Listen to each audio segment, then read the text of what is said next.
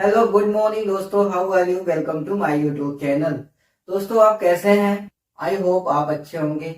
दोस्तों हमने इससे पहले वाली वीडियोस में ग्रामर की परिभाषा पढ़ा, सेंटेंस की परिभाषा पढ़ा, सेंटेंस के पार्ट पढ़े, कितने प्रकार के सेंटेंस होते हैं उनके बारे में पढ़े। लेकिन दोस्तों आज की जो टॉपिक है ना, काफी इंपॉर्टेंट है। इसके अध्ययन के बिना ग्रामर बिल्कुल अधूरा होता है। जब तक हम इसका अध्ययन अच्छी तरीके से नहीं कर लेते हैं, जब तक इसका नॉलेज हमें अच्छे तरीके से नहीं मिल जाता है, तो समझो हमने ग्रामर में कुछ पढ़ा ही नहीं। तो आज का टॉपिक है दोस्तों parts of speech. Parts of speech का इतना ज्यादा इंपॉर्टेंस है ग्रामर में कि आप जब आगे जैसे जैसे बढ़ते जाएंगे तो आपका इसका महत्व जो है आपको धीरे धीरे पता चलेगा कि पार्ट्स ऑफ स्पीच के कितने महत्व होते हैं ग्रामर में। दोस्तों मैंने पार्ट्स ऑफ स्पीच की डिफिनेशन यहाँ पे व्हाइट बोर्ड पे लिख दिया है और देखते हैं कि पार्ट्स ऑफ स्पीच होता क्या है। पार्ट्स ऑफ स्पीच की हिंदी होती है शब्द भेद, यानी किसी भी सेंटेंस के सभी शब्दों का विभाजन ही पार्ट्स ऑफ स्पीच कहलाता है। यानी अंग्रेजी भाषा के किसी भी सेंटेंस के दिए गए सारे शब्दों को अलग अलग भागों में विभाजित करना यानी बांटना ही पार्ट्स ऑफ स्पीच कहलाता है।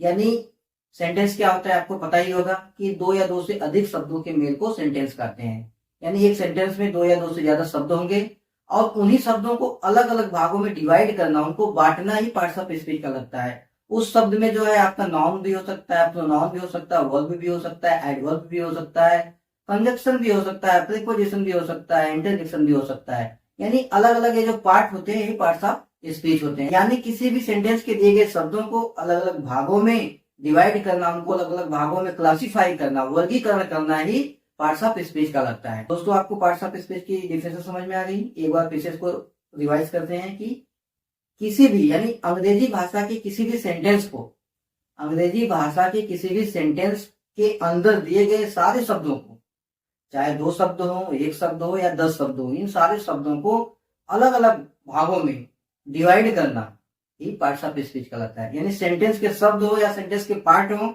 उनको अलग अलग भागों में डिवाइड करना ही पार्ट्स ऑफ स्पीच कहलाता है। अब यहाँ तक क्लियर हो गया? दोस्तों एक एग्जाम्पल के जरिए हम इसको समझते हैं। जैसे मान लो है Ram is reading a book, ठीक है, ये आपका सेंटेंस हो गया। ये पूरा पूरा एक सेंटेंस हो गया। इसमें देखो 1 2 3 4 5 6 यानी जो 4-5 जो है वर्ड्स हैं, क्या है? वर्ड्स है, ठीक है।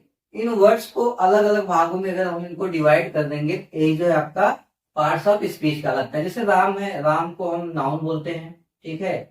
ये आपकी हेल्पिंग वर्ब होती है और आपकी रीडिंग आपकी मेन वर्ब है, और इसमें बुक जो है ये भी एक नाउन है, ऑब्जेक्ट के रूप में एक नाउन है, ठीक है। तो कहने का मतलब है कि किसी भी सेंटेंस को अलग अलग भागों में डिवाइड करना ही पार्ट्स ऑफ स्पीच होता है। अब हम इसको नाउन कैसे कह सकते हैं, इसको वर्ब कैसे कह सकते हैं, इसको भी नाउन कैसे कह सकते हैं? ये जब हम पार्ट्स ऑफ स्पीच के जितने पार्ट है ना, इनके बारे में जब हम स्टडी करेंगे अलग अलग से, इनके बारे में डिटेल में स्टडी करेंगे, तो आप अपने आप इसमें से चूज आउट करोगे, रिकॉग्नाइज कर सकते हो कि इसमें से कौन सा पार्ट्स ऑफ स्पीच का कौन सा भाग है, कि नाउन है, कि प्रीपोजिशन है, कि एडवर्ब है, कि वर्ब है। आप तभी डिसाइड कर पाओगे जब इन आठों के बारे में पढ़ोगे। दोस्तों पार्ट्स ऑफ स्पीच 8 प्रकार के होते हैं, जिसमें से हम आठों का नाम यहाँ पे हमने व्हाइट बोर्ड पे लिख दिया है। पहले नंबर पे आता है नाउन, जिसकी हिंदी होती है संज्ञा। दूसरे नंबर पे है प्रोनाउन, जिसकी हिंदी होती है सर्वनाम। तीसरे नंबर पे है एडजेक्टिव, जिसकी हिंदी होती है विशेषण। चौथे नंबर पे है वर्ब, जिसकी हिंदी होती है क्रिया। और पांचवें नंबर पे है एडवर्ब, जिसकी हिंदी होती है क्रिया विशेषण। छठवें नंबर पे प्रीपोजिशन, जिसकी हिंदी होती है संबंध सूचक। सातवें नंबर पे कंजंक्शन, जिसकी हिंदी होती है समुच्चय बोधक। और आठवें नंबर पे इंटरजेक्शन, जिसकी हिंदी होती है विस्मयादि बोधक। जब हम दोस्तों इन आठों के बारे में डिटेल से एक एक करके स्टडी करेंगे, तो हम इस सेंटेंस में अपने आप रिकॉग्नाइज कर लेंगे, पहचान लेंगे कि कौन सा इसमें नाउन है, कौन सा प्रोनाउन है, कौन सा वर्ब है या एडवर्ब है या प्रीपोजिशन है।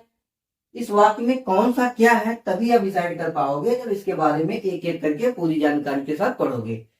दोस्तों हम इन आठों के बारे में एक एक करके आने वाले वीडियोज में अध्ययन करेंगे, बिल्कुल बारीकी से डिटेल्स में अध्ययन करेंगे, जिससे भी प्रकार का कोई कंफ्यूजन, कोई भी प्रॉब्लम इन आठों के बारे में ना रहे। आने वाले वीडियोज में हम इनके बारे में बहुत बारीकी से अध्ययन करेंगे।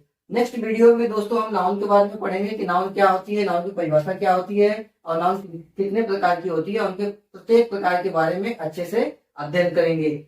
आज की वीडियो हम दोस्तों इसी के साथ समाप्त करते हैं। आने वाले अगले वीडियो में फिर मिलेंगे, तब तक के लिए धन्यवाद। दोस्तों अगर आप मेरे चैनल पे नए हैं आप यह वीडियो पहली बार देख रहे हैं तो कृपया मेरे चैनल को सब्सक्राइब करना ना भूलें और ज्यादा से ज्यादा मेरे चैनल को शेयर करें, लाइक करें और कमेंट करना तो बिल्कुल ना भूलें दोस्तों, क्योंकि आपका एक कमेंट एक लाइक जो है प्रतिदिन हमें बेहतर बनाता है। इसी के साथ दोस्तों हम आपसे अलविदा लेते हैं। थैंक यू, धन्यवाद।